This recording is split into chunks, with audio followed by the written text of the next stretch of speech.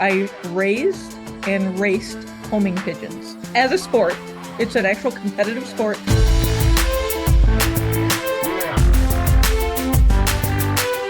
Welcome, everyone, to the Driving Vision podcast brought to you by the Zeigler Auto Group. And here with me, Auto Group Director of Talent Development, Mike Van Ryn. Welcome, Mike. Hey, thanks, Sam. Be sure to subscribe to the podcast, like it if you do, and leave a comment.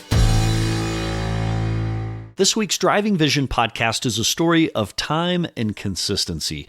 A decade is truly a long time. It's 10 years, as we know. Doing something consistently for a decade is difficult. Unprecedented, perhaps, is the best way to describe today's story. The Zeigler Auto Group and Team Zeigler across the Chicagoland have been recognized as one of Chicago's best and brightest companies to work for by the National Association of Business Resources. They've been so recognized every year and each year for the past decade.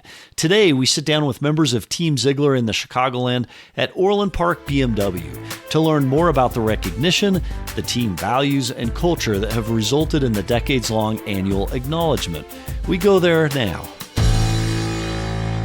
Will O'Hara, it's exciting to be here with you and your team to celebrate this Best and Brightest award and a win for the Chicagoland. Introduce, if you would, the team from your store that's here with us today. Yeah, so the two guys I got here. So Joe DiGiovanni is our sales manager here at BMW, and Kevin Notter is our pre-owned director for the Orland Park campus. So these guys have been with us for a while. It's been a lot of fun. You both have had big jobs this past year, in fact, right? Congratulations, Mike. Do you want to say a few words about the award before we go into the interview? Yeah, just excited for all of Team Zeigler to once again be a recipient of the Best and Brightest Companies to Work For. 10 years in a row for the Chicagoland area, 2 years in a row for Wisconsin region, and 17 years, believe it or not, in West Michigan. So congratulations to all our teams out there. So not only do we have Mike Van Ryn, we've got Lindsay Latsko, hot off the Jim Craig tour. So welcome. We're excited to have you with us here. So, when you think of the Best and Brightest Award and you think of used cars and you think of last year, it's been a challenging year. Oh, it's definitely a dance. So what would you say is your biggest adversity overcome in the last year when you think about winning Best and Brightest and that recognition? It's one of the things with our team, we have a good group of people who have been here a long time. Yeah. So even though right now used cars, having inventory is down, it's incredibly challenging. We've been able to turn our inventory at an incredible rate. And that's really because of the people we have behind us. And Joe DiGiovanni and our salespeople have just done a fantastic job doing more with less. In fact, I want to say something. This store where we sit right now is the most disciplined on used cars of any store we have across the group. At a time when we went through a shortage, we went through an excess, prices went down and up and down and up. How do you deal with that in used cars and plan for the future when the market is so volatile? It goes back to team. So Will and Dan, me and our whole team, we sit together and discuss things. And do you want to pay this? And even though when you bring it to market, it's going to be extremely tight, or there's no margin there at all, or do we want to play the game and just work every hour every day to try to figure out ways to find a profit? Yeah. And the best part about it is even Will, probably 5 days a week is out buying cars too. Yeah, I'm trying. General Manager Will buying cars. Trying to find deals. If I find them, I'm buying them. Knife. There we go. And that's the idea. When everybody's thrown in, it makes it a lot easier. Yeah. So it's interesting. There's some tools that we have within the auto group to help bring about that discipline that you guys have had from day one. So congratulations. When you think about used cars, Joe, and you think about providing an ultimate automotive experience to every single one of your customers, what sets this store apart from other stores in the way you deliver? Yeah, absolutely. I mean, we're in a market right now where there's a shortage of used cars. So whenever you have the car, it's really about the experience at that point. They're coming to you for a reason. They're coming to you because you have a car no one else has. Yeah. So it's really about setting the tone, from the start with that client about just the experience and them as they walk in the door. How'd you get in the car business, Joe? I was actually I was a porter actually at a dealership locally here in Frankfurt, and just kind of worked my way up the ranks there. And I got in here with Dan and Kevin about 5 years ago. So yeah. A porter. As a porter. That's how I started. Yeah. That's a good start. It's a great start. You learn a lot. How'd you start, Kevin? Actually, I blew my shoulder out. I was a union plumber, and there was lack of options. Dan Basic had just got into business and was doing extremely well. And so the nice thing about this is I was able to shine in an interview. So jumped in, and now it's that was 2007. So it was the best thing I ever did. So what I hear you say is that you fooled him in the interview. There's no doubt. Nobody. There's no doubt. I was able to sell before I knew how to sell. So Set shine. Yeah. John. So often on the podcast, we hear that the auto industry is the last great American industry, full of opportunity for those who are willing to work hard. Do you agree? I couldn't agree more. Thoughts on that? What does it mean to you to be part of this industry? You know, this is one of these businesses where everybody has to put in your time. You only get what you put in. And if you're putting in more time than everybody else and you actually enjoy it, it doesn't feel like you're working too much. It's my wife often tells me, you came home late, and, we have the conversation, and she goes, I wish I could tell you like you came home upset or that you had to work late. I love it. Yeah. It's something that you live for. And if you really enjoy it, and this business is easy to enjoy, if you're surrounded by good people and the support that we have here, it becomes fun. It's not work. Yeah. That's a great point. When you're engaged in something that you enjoy, like you take on a whole different demeanor. You're able to live it. You are You're different obsessed with with it. Yeah, you're obsessed with it, Lindsay. That's a great answer to that. Well, how'd you start? Oh, well, it's like these guys, I started, You fooled someone then. I fooled somebody, happened to be my father, I think. Actually, I started at his store, as a porter, washing cars, That's where I started. when I was 14. And then, when I was, late in high school and early college, I was back in 04 and 05, started when the internet department actually started. Way back Where we used to get the leads from, if anybody remembers, from the Cobalt CRM from way back, that came out on it was just like a sheet of paper with, basically looked like it was like dot matrix. It was bad. making me feel so old, Mike. Yeah. And I would take pictures of the cars and put them online. And that's kind of what I did when I was younger, got in the business. And then, from there, transitioned, did a couple other things, and then got back in the business, believe it or not, coming up, it was 9 years this past February here. That's with the awesome. group, Congratulations. Almost your 10th. Now, listen, you can't tell a story like that without me sharing mine. So Sure. when I started, you remember fax paper? The only way we could see a credit bureau is if we put this weird fax paper into the special machine that would spit out and it wasn't fax. It was just a weird machine Right. back in the early 90s, late 80s. So it is amazing and astounding how quickly technology has evolved this industry from, we were so excited to be able to pull a credit bureau to now leads coming to now really we have a brick and mortar place. But part of what we do is creating an ultimate experience, not only in the brick and mortar, but where else? It's online. Yep. It's digitally, it's virtually, right? And Lindsay, that kind of leads to you. How did you start in the business? So I started as a part-time intern on Mike's team. Is this true, Mike? This is very true. Very true.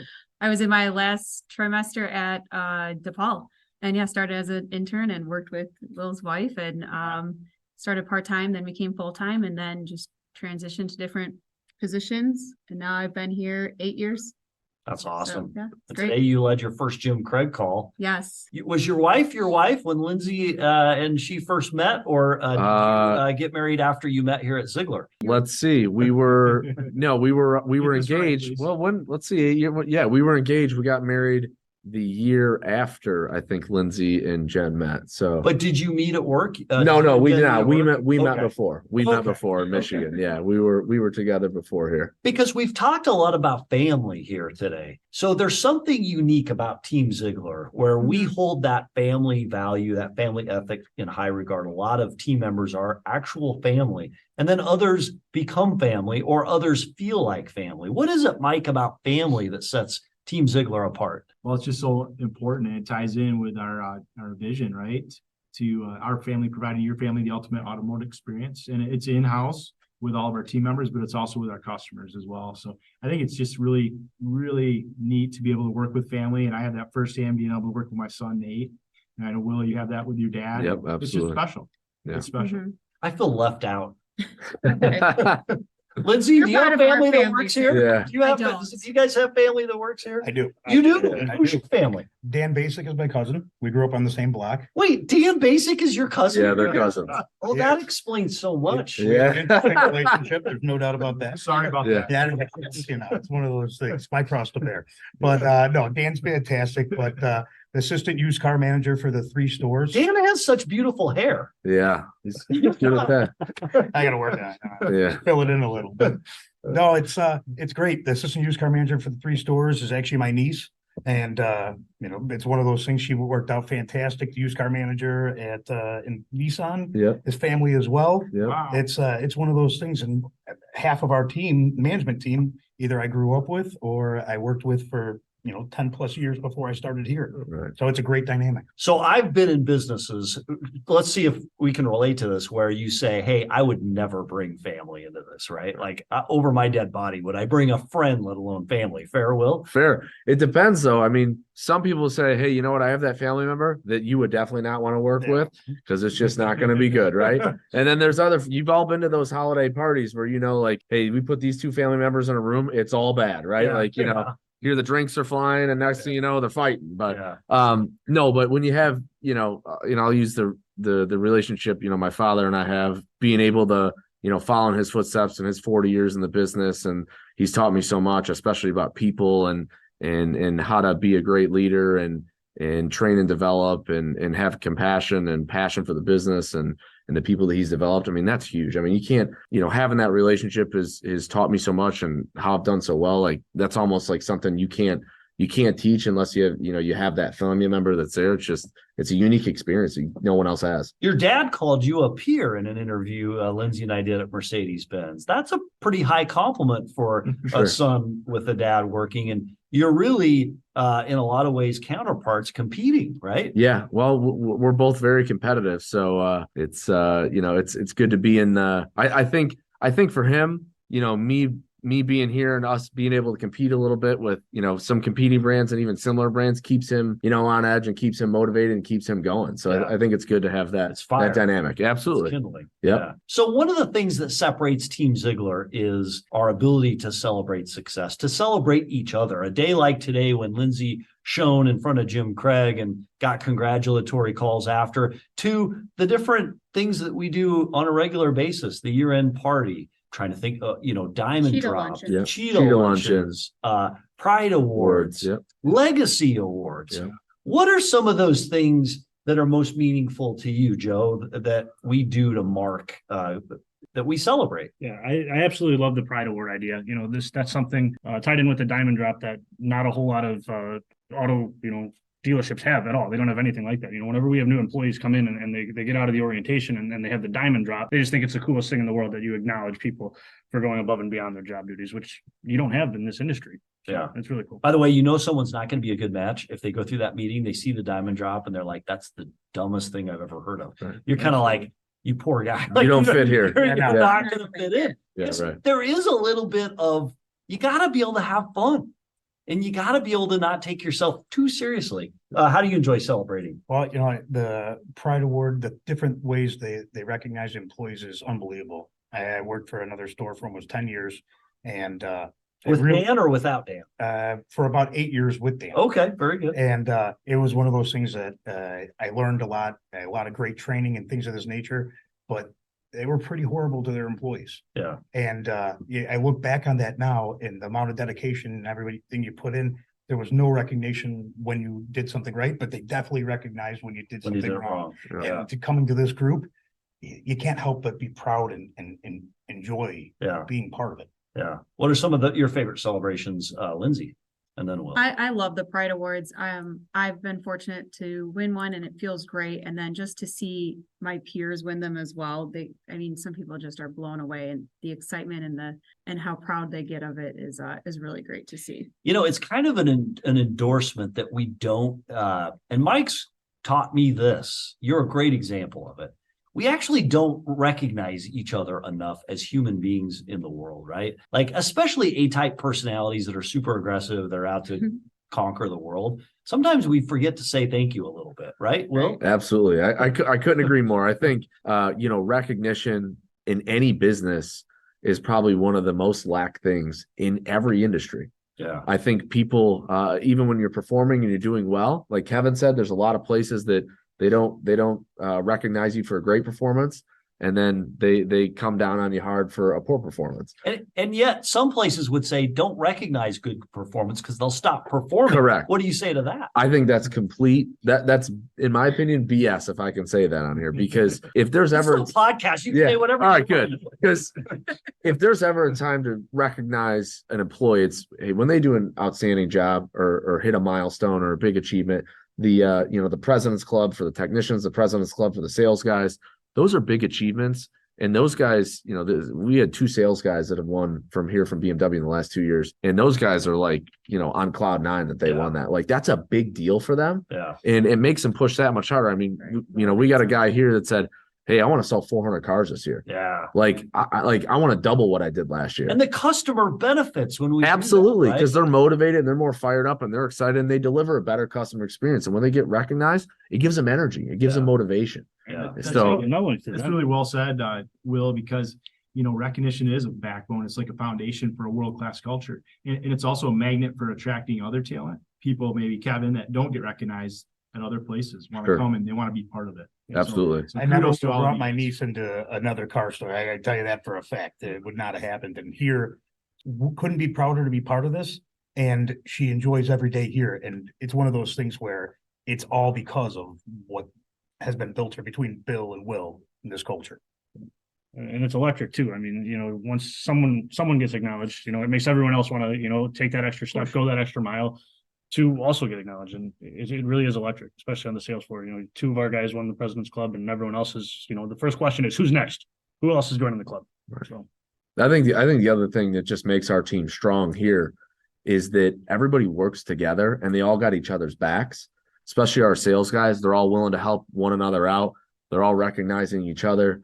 And that's what makes the foundation strong, is that everybody here is everybody else's back. And it is like one big family. Even though we might not be family in our bloodlines, we're family here in the store and we all take care of each other. And that's what makes us stronger as a team. Okay, before we go into the lightning round, a team overcomes big adversity, right?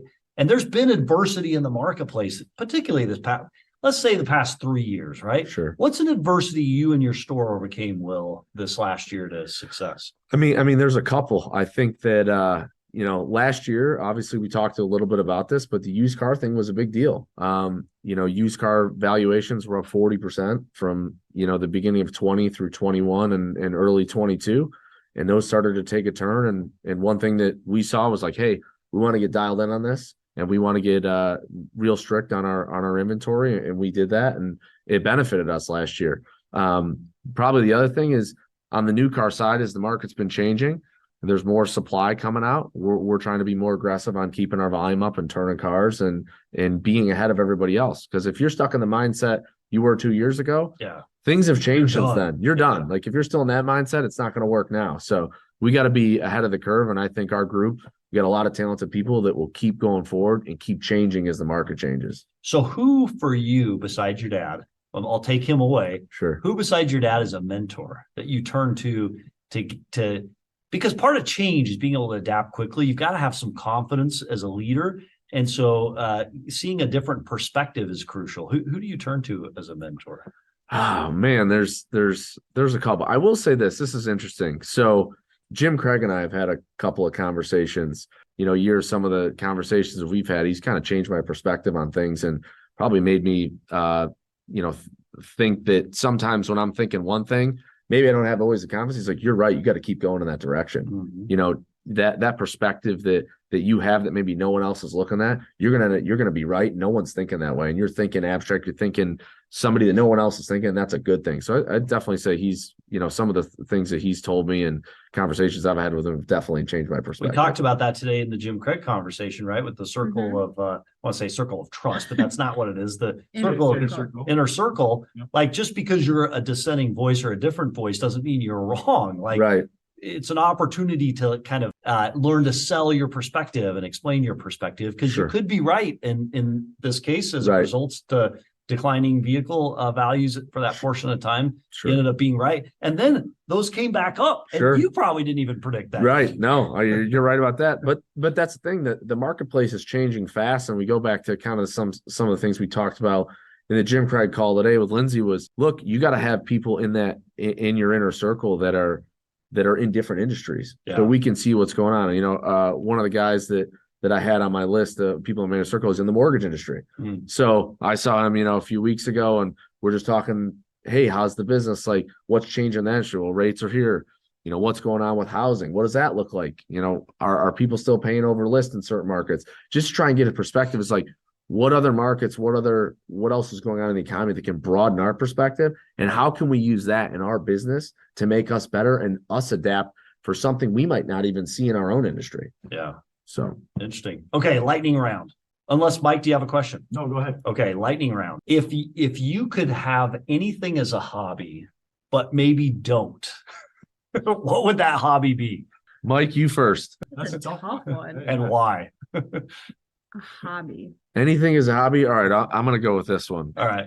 I'm going to say this. If I could have any hobby, I'm going to say go skiing with Sam Dark out in Utah somewhere. Hey, 'Cause- that's not so far-fetched. You're right. It's not, but I've never skied. So there it is. Most. Oh, you haven't? I have Oh, not. You probably don't want to ski with me then. Oh boy.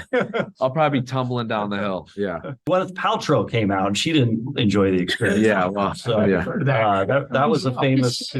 No, I hit her after she hit the other guy, but it was a chain. They agreed not to bring me into the case. Oh, I'm totally that's joking. very Yeah. Skiing. Seriously, would you ski? I would try it. I've snowboarded a few times, but that was tough. So, but it was on a hill that was very, very low and very, Why very. did you decide to go straight to snowboarding? Ah, Start well, skiing, I don't know. I had some friends that I watched fall down the hill, hit a couple of poles, broke their leg. I was like, this looks like a good idea. I should try that.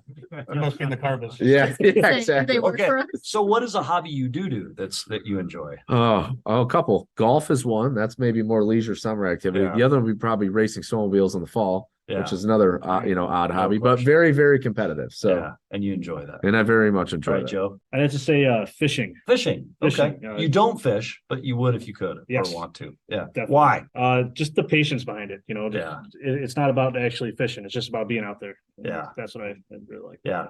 I like the idea of fishing too, but it's just the whole it takes a lot of time. Yes. I Yeah. think. All right, hobby. If you could have any.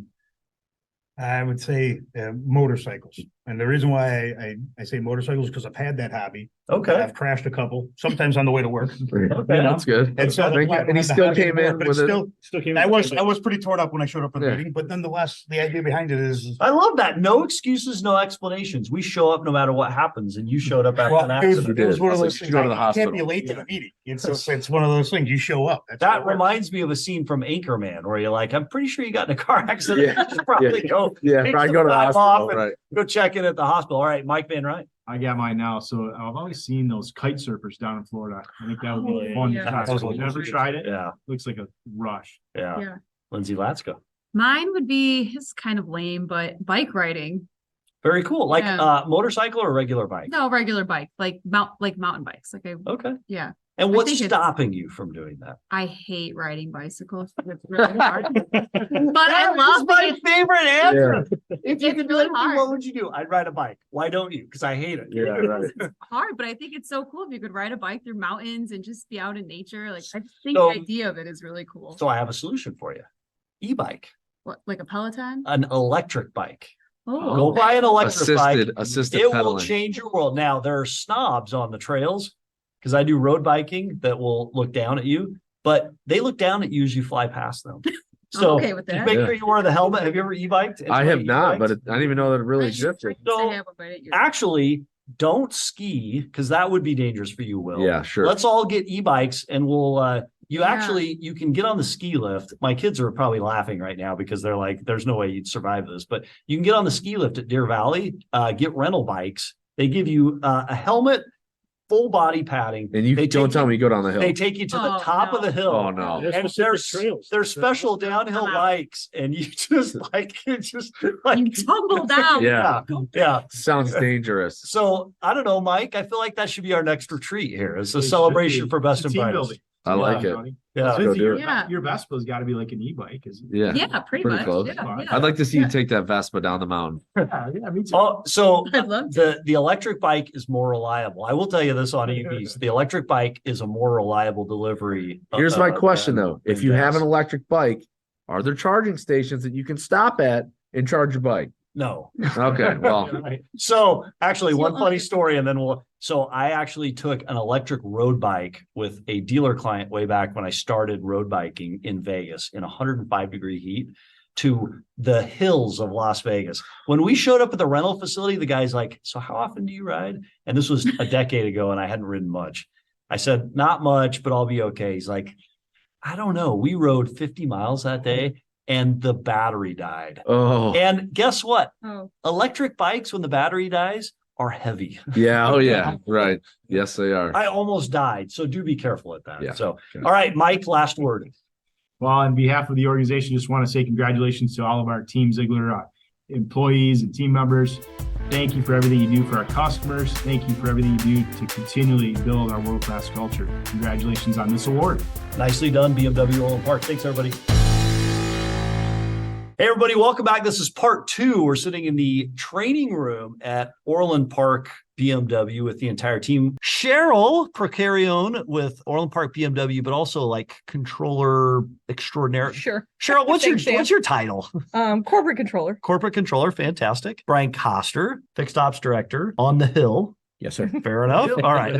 You know what? Sometimes I get the titles completely wrong, and then it creates problems later. So here we are, Orland Park BMW, live in their conference room, talking with Cheryl and Brian about what it is that brought this store as a participant in the Best and Brightest. So Cheryl, we just had the Jim Craig call today. Yes, we did. We were talking about inner circle. This is a pretty open-ended question. Okay. But what is one thing you can think of that contributes to us winning Best and Brightest every single year here at BMW? So when I talk to people about Zeigler and they ask, "Oh, you're the best. Why are you the best?" I have an answer. So when you talk to other people in car dealerships and they say, "Oh no, we're really great," and you say, "Why?" They just sit there. So I have an answer. It's because we continuously, like Mike said, we continuously improve. So we don't care about what we did last month or last year. We care about what we're doing today. Love And that. we have the level expectation goes up every time you achieve it. There is no relaxation Yeah. as far as like, "Oh, we did it. We're done." Yeah. We just keep going, and every expectation is high standards, and it just keeps going up. So you know what? As you say that, something that goes through my mind, I worked for Saturn when I first got in the car business back in the early 90s. I would bang on the side of the car, jump up and down. We gave a great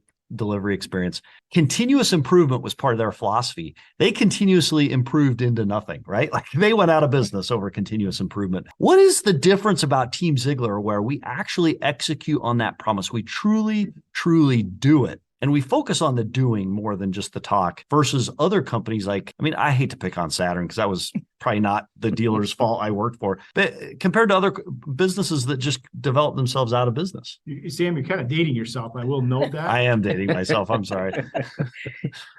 It's the level of expertise. It's the culture. It's Yeah. these opportunities that Aaron gives, Yeah. and with these speakers, the Jim Craig leadership training, Yeah. the Zeigler University that Araya's heading up, Yeah. all these different platforms you have at your disposal to improve yourself, which improves your department, improves your team Yeah. development. All that just goes a long way. Instead of getting somebody into their job, plugging them in, letting them work, we develop each other and continues to develop the dealership as a whole and the ZAG group. It makes me think of the interview we did several weeks ago at Mercedes-Benz, where one of the team members from the office actually had to go away to see that, to understand the difference. We've all been to other dealer groups, so we see it, Right. we value it, and we're able to contribute to that difference a little bit. Brian, great answer from Cheryl. Now the heat's on you. What's one thing that separates your team, your area, and sets apart Zeigler Auto Group as one of the best and brightest in the country? What I like to think is that we keep advancing. We keep going that extra mile for our guests. But like Cheryl said, to piggyback her, we always keep learning. Yeah. We never just stop. We always keep pushing it to the next level. Yeah. And with the tools that we're given from Zeigler Auto Group, it takes us to that next level. Yeah. It brings us to that next plateau that customers just don't expect. Okay. One thing, Cheryl, before Mike asks a question, one thing most people don't know about you that would surprise Love it. people on Team Zeigler or anywhere across the country listening to this podcast. So Brian already does know this, but something funny, when I was a teenager, I raised and raced homing pigeons What? as a sport. It's an actual competitive sport. So I shared this yesterday in the Z-Force meeting that we had. Yeah. So yeah, it's You raised and raced. I get raised. Wow. Here's what I don't get about homing pigeons. I have a dog, and I'm eternally concerned that the dog is going to get out of the house and never come back. Pigeons, Pigeons. you just set them free and they somehow come back. Yes, they know their home and they come back to you. What drew So- you into pigeons? My stepdad, who is my dad by name, and Yeah. he came into our lives, and it was something he did, and he thought he'd share it with us, and I just clung on to it. And I loved animals anyway, so raising them and taking care of them, and then getting to compete Yeah. was pretty fun. I couldn't fly myself, so hey. Hey, I love it. Have you continued that tradition with your daughter? Unfortunately, I live in a suburban, Can't do it. and you cannot have pigeons. Interesting. Yes. Interesting. Did you know Yes. this, Brian, about Cheryl? I just found it out yesterday at the Z-Force meeting. So yeah. Fascinating. Yeah. So what kind of pet do you have now? I have a dog. A dog, yeah, right. We lived on a farm, so we had a lot of pets. Okay. So, Okay. You can do that on a farm. yes. All right, Brian. And then we're going to ask Mike too. We got to find out what Mike's, what most people don't know about Mike. Brian. So I like Cheryl. I said this yesterday at our Z-Force meeting, and I was going through some old memorabilia, like trophies and stuff like that the other day. Yeah. And I came across a track award that I had got, and it was in high school, but I ran the 440 in 49.3 seconds, Oh, wow. which was a pretty good record. That's back a really then. good. Yeah. He was yeah. on a moped, he said. Oh, okay. That Yeah, I makes was on a sense. moped You and were- everybody was following You were me. not running on foot. Yeah. So what got you into track as a kid? Like, why It was running? just off season. I played football, and Okay. then, it was off season, so I ran track just to stay in shape. And I should have stayed with it. That would have been my bread and butter through college. But Yeah. like Did everybody not. else, I had to play football. And Yeah. It's interesting how back when we were all, I mean, you're younger than I am, but when we were all kids, you could actually do multiple sports and you had a decent shot at being able to play them all. Yeah. Nowadays, you can't. Like, if you're going to do track, you got to do that all year. If you're going to do football, you got to do that all year. They Don't you train think all we, year. we kind of miss out a little bit on having to specialize that young, don't you Yeah, think? I agree. In fact, it makes me think, Cheryl, what you talked about our strength at Team Zeigler, where we are exposed to things outside of the auto industry and we exercise muscles most people in the car industry don't do. That's part of our strength, right? Right. Most dealers would not spend time and money and resources on programs like Jim Craig or a lot of the things that Mike Van Ryn, you do, right? Focusing and recruiting and training in that Sure. entire department. All right, Mike, what's something most people don't know about you? Well, something a lot of people don't know is years and years ago, I learned the craft of stained glass windows. Ooh, And I actually created several large stained glass windows for my house, and I've given some as gifts as well. So stained glass, it actually takes a lot of patience. How do you? I get the blowing glass because I saw that on Ghost. Oh no, that wasn't Ghost. That was Pottery. There's a movie where they stain glass and I can't remember. But how do you stain the glass? I get blowing glass. I don't get staining it. Well, stained glass is you're buying actually big pieces of glass that are different colors or different patterns. You're cutting it and then you're soldering it together actually to create like a big mosaic, like a big stained glass window or I see. lamp or thing like that. So That's got to take extraordinary patience. crazy. Extraordinary patience. Yeah. A lot of And time. a lot of time as well. That's awesome. What got you into that? It was my father-in-law before he passed away. It was something that he had a passion for, and he was very, very good at it. And I was able to work many, many hours with him and learn that craft from him. And so now hopefully I'm able to pass that on to another generation as well. I'm so motivated. I'm so inspired by that. Like that whole idea of teaching a skill down the generations isn't something that is done a lot anymore. Cheryl, that sort of happened with you with pigeons, but you stopped I it had to stop by living in the city. Unfortunately, yeah. That's pretty cool, Mike. Yeah, it's pretty cool. So Yeah. I'll show you guys some pictures of them sometime. Cheryl, did any of your pigeons go through any stained glass windows back in the day? Probably they would come home pretty beat up They sometimes. would? They hit wires and Yeah. yeah. Yeah. That's crazy. Mike, you have a question for us. I do, great companies and awesome world-class cultures create opportunities for their employees, right? Things for them to look forward to. So I guess I'll throw it out to Brian and Cheryl. What's something maybe that you personally both look forward to experiencing at Team Zeigler? Well, I always look forward to our leadership Jim Craig calls. Okay. And I look forward to the in-person ones, even though I might not be involved being in here. I get to see Jim and Aaron come in. So I always look forward to them. Jim's to me is a great leader. He's a really good mentor. Yeah. And he really, he says what he means.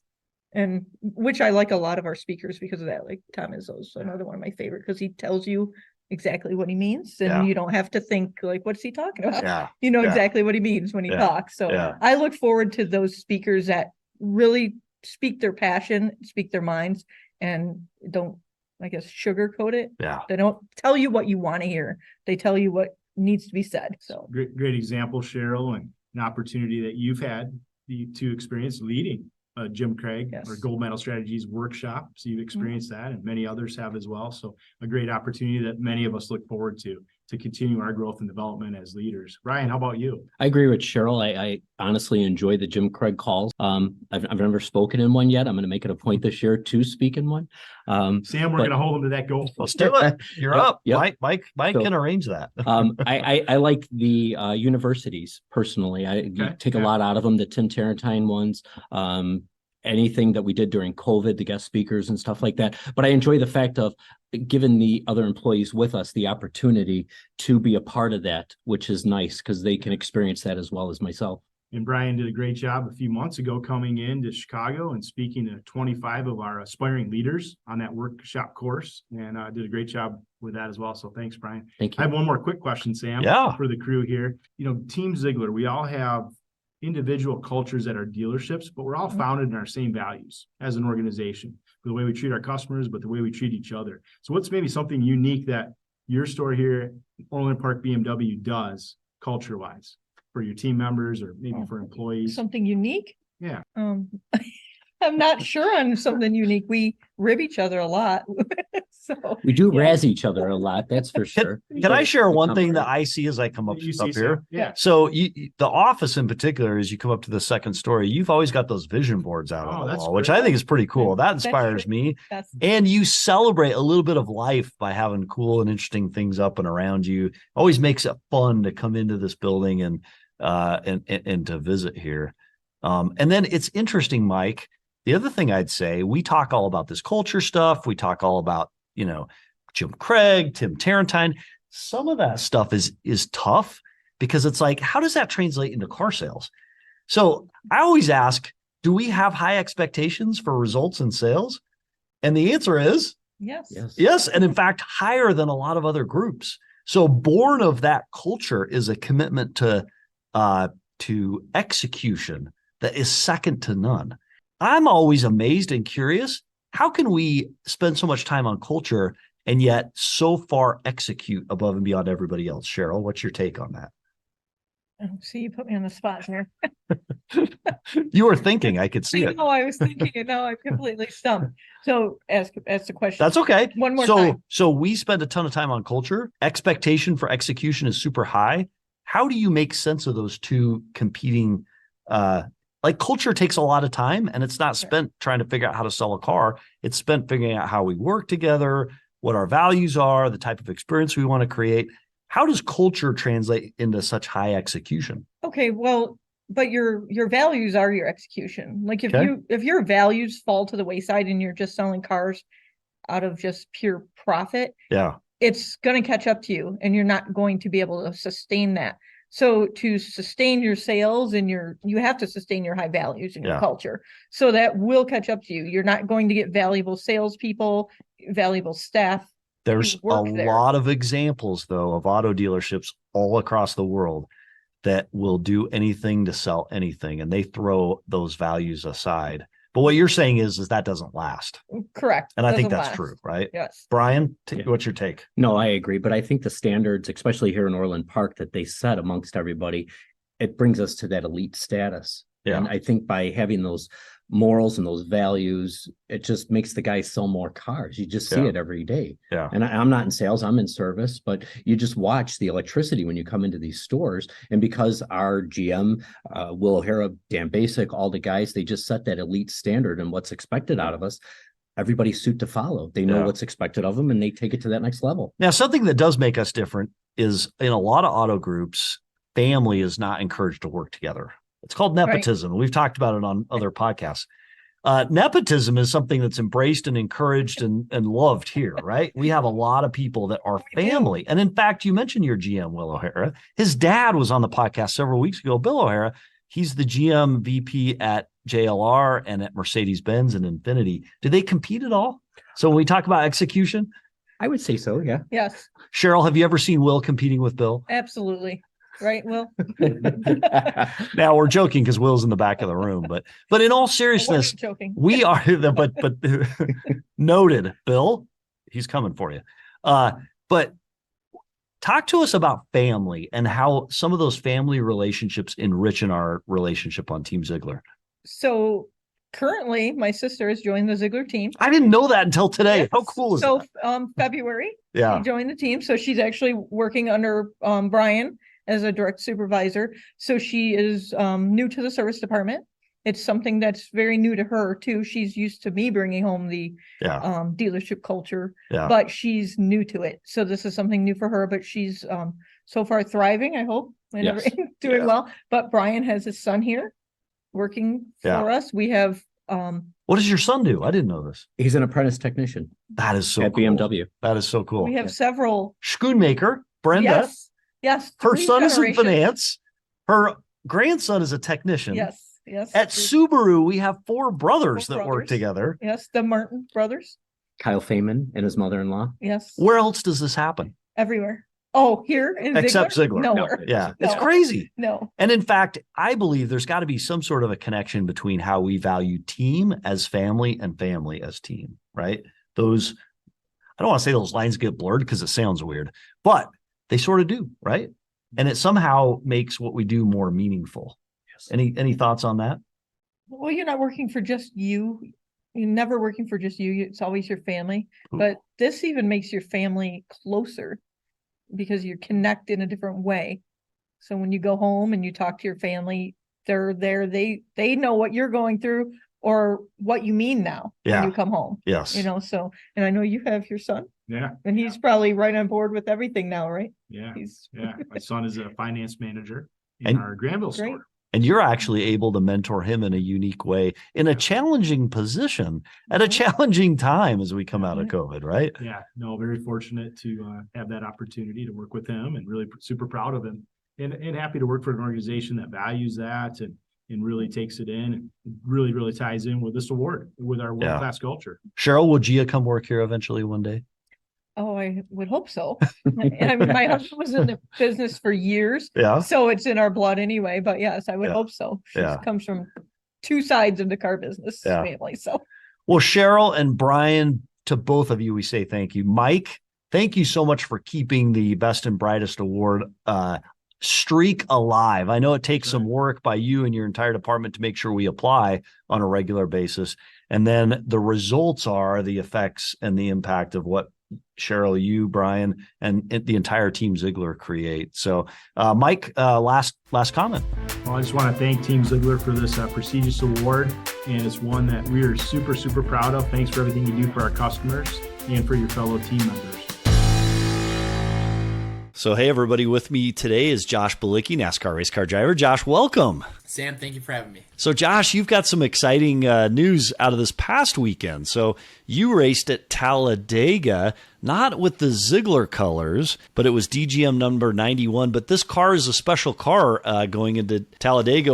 You did something special at Daytona a year ago, Josh. Yeah, so we took the same exact chassis that we finished 9th in last year with the Zeigler colors at Daytona, and we brought it to Talladega. And we knew from that Daytona race last year that the car raced really good. It was a fast car in the race, and Talladega was no different. Talladega is the biggest track that we go to, a biggest circle track that we go to. It's actually 2.6 miles, whereas Daytona's 2.5 miles, so a little bit bigger. And yeah, we started at the back. We didn't have the best qualifying effort, but like I said, this car raced and it handled really good during the race, and we dodged some pretty insane wrecks early in the race and positioned ourselves to be there at the end, and we were. I mean, we were in the lead pack, and like I said, it was a fast car. DGM Racing prepped a really good car, and unfortunately, there was a wreck with 3 laps to go, almost 2 laps to go, a pretty big one, and there were cars upside down, and unfortunately, I got collected. Nothing really I could do there when you're at 195 miles per hour and you're 3 and 4 wide. One wrong move by the leader basically triggered a whole big wreck, and honestly, there were 15 cars involved, and I think 7 cars or 6 cars couldn't finish a race, and unfortunately, we were one of them. So we destroyed the car. It was a big impact, one of the bigger ones I've had in my career, it hurt, but it could have been worse. There was a car upside down. As I was going backwards, I saw a car upside down. I'm like, well, at least I'm not that car. So take us back to the moment prior to impact. You had a conversation with your crew chief over the radio where you're like, hey, do we go for this? You know, you've got the opportunity to get a super high finish, right, in the race. And the crew chief messaged back to you, let's go for it, right? Talk to us about that conversation. Yeah, so super speedway racing is notorious for big wrecks. You know, like I said, you're in a pack of 3 or 4 wide, and you're just car lengths apart from each other. And I mean, inches side by side. So one car spins by itself and it takes out 5 or 6 or 7 cars. So we know that, and we know we're getting close to the end of the race. We want to make it to the end, but we're also in a good position to have a really good finish. So I radioed my crew chief and said, hey, you know, we're in the lead pack. We're restarting with, I think, 7 or 8 laps to go in 11th. Like, we are right here. Are you comfortable with me where I'm at? Because I've driven for teams, small teams, that have legitimately told me, we know you want to race, but we need this car to make to the end. Like, we can't have you in this main pack, because if there is a crash, you're going to be in it, and we can't, 1, afford the damage, and 2, we can't, afford not finishing the race. So I asked Mario Gosselin, our team owner, I said, hey, are you comfortable with where we're at? And he said, no, we're racing. We are here to race. I love it. We did a great job earlier in the race. We knew our time then was to go. Earlier in the race, when there's 100 laps to go, we made sure we weren't in that position, and there were early wrecks. So earlier in the race, we had kind of stayed in the back and stayed in the back of the pack, so we can at least avoid some wrecks. And there were some really big wrecks that we avoided. But then, with 3 laps to go, we were right there in 11th place and fighting for a top 10 and maybe even a win. I don't know. Unfortunately, just got collected in the big one, and it was a big one. So you're racing top 10, and you get caught up in this race. You made a comment how the race, the wreck could have been much worse. You were headed straight for the outer wall, and tell us what happened as you were headed at high speed to the outer wall in a wreck that would have been much worse than it ended up. Yeah, so it sounds kind of silly, but I got lucky that I got hit as I was going to the wall. So as I'm sliding up to the wall, I was at the bottom of the track, at 195 miles per hour on the bottom part of the track. I got spun towards the wall, and as I was going straight to the wall at 190 miles per hour, another car came and hit my passenger side door and kind of pushed me, and it took away a little bit of speed, so that when I actually hit the wall, I was going a little bit slower, and I hit the wall at a different angle too. So honestly, it was like slow motion. I remember going to the wall thinking, this is going to hurt. And as a driver, the first thing you want to do when you're going towards the wall is let go of the steering wheel. And what I do is I go in baby position. I just kind of go like this. And I mean, you're buckled in, but either you go like this or you just kind of cover your head. And I remember looking at the wall thinking, this is going to hurt. Got to take my hands off the steering wheel. And I hit the wall, and I'm like, that hurt, but it didn't Not hurt as bad that as it bad. could have. And I'm going backwards, sliding against the wall, and the car right in front of me is upside down. And I'm like, all right, well, I got to see how many cars I can pass now. I know our car's destroyed, but there's some cars that there's a car upside down here. Like, I need to drive past him and try to get ahead of him, even though we're both not going to finish. Like, maybe I can get a spot or two. So I drove to pit road, and during the race broadcast, they actually showed my car of me driving to pit road, and the whole rear of the car was just destroyed. I mean, it looked like it was a hatchback.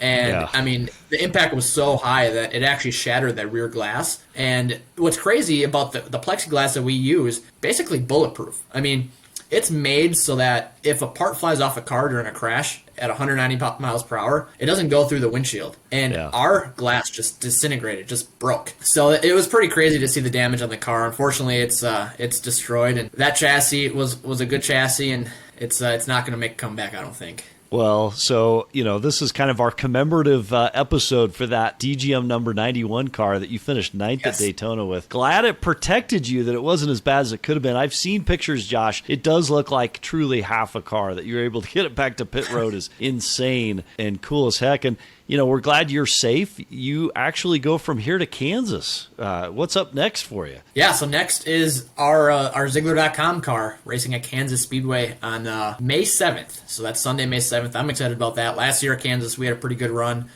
Kansas is one of my favorite mile-and-a-half tracks, and it's really racy. So, I mean, some tracks, when I say racy, I mean some tracks are just follow the leader. There's only one fast lane around the racetrack. Kansas has 3 fast lanes around the racetrack. So for us, for me as a driver, it's fun to go there knowing that the race is going to be pretty good. And it's going to be the debut of that Zeigler.com number 78 car too. We ran the Coda paint scheme. That was a collaboration with Zeigler Auto Group and LoJack, but this is all just Zeigler.com on the side. So I'm so excited to head back to Kansas, and that's next week, May 7th. Well, Josh, congratulations on quite the run at Talladega, making the news, and despite totaling the car, a heck of a fun thing to watch. And we're excited to watch you at Kansas City Speedway again on May 7th. And to Team Zeigler, there's just a couple tickets left. I know we've got to submit to you the final list here by Wednesday, May 3rd, but if anyone on Team Zeigler has an interest in seeing Josh Bilicki debut in the Zeigler 78 Live Fast car, reach out by email to Beth Calloward. We've got 2 tickets left to sit atop the box. Josh Bilicki, any final comments? Yeah, one thing I'm going to say is for all the Zeigler employees that might not know what the race weekend experience is, these passes that Zeigler Auto Group is offering, and Aaron obviously being generous enough to take them and give them to your employees, these aren't just grandstand tickets. These aren't just infield passes. These are pit passes that get you on top of the pit box behind my crew chief during the race. That's so unique. I mean, no NASCAR fan can really go and buy these passes. No NASCAR fan can buy an experience with the race team to sit behind the crew chief and the engineer during the race. These are limited to only sponsors.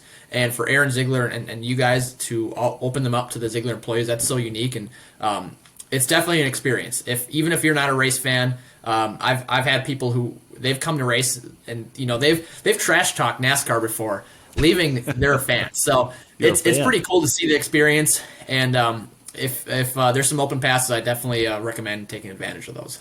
Yeah, not to try to sell them because they'll certainly go fast, but it makes me think of what Tom Izzo and Mel Tucker said when they went to MIS and they said, NASCAR is a great example of how everyone knows their job and does their job. And Michigan State actually implemented a few of NASCAR's processes into its own football program with hard cards and some other things after being there at NASCAR. So Josh Bilicki, good luck. We're excited to see you at Kansas. Next up, we'll see you on social media, and there's a few of our stores that'll see you in store this week, in particular at our Wisconsin stores as you go through and sign hero cards. So Josh Bilicki, thanks for spending time with us today on the podcast. Thank you, Sam. A big thanks to all those who participated in this week's podcast, including the entire crew from Orland Park BMW, Mike Van Ryn, Araya Daniels, and Zeigler-sponsored NASCAR driver Josh Bilicki. Until next week, how are you driving vision today?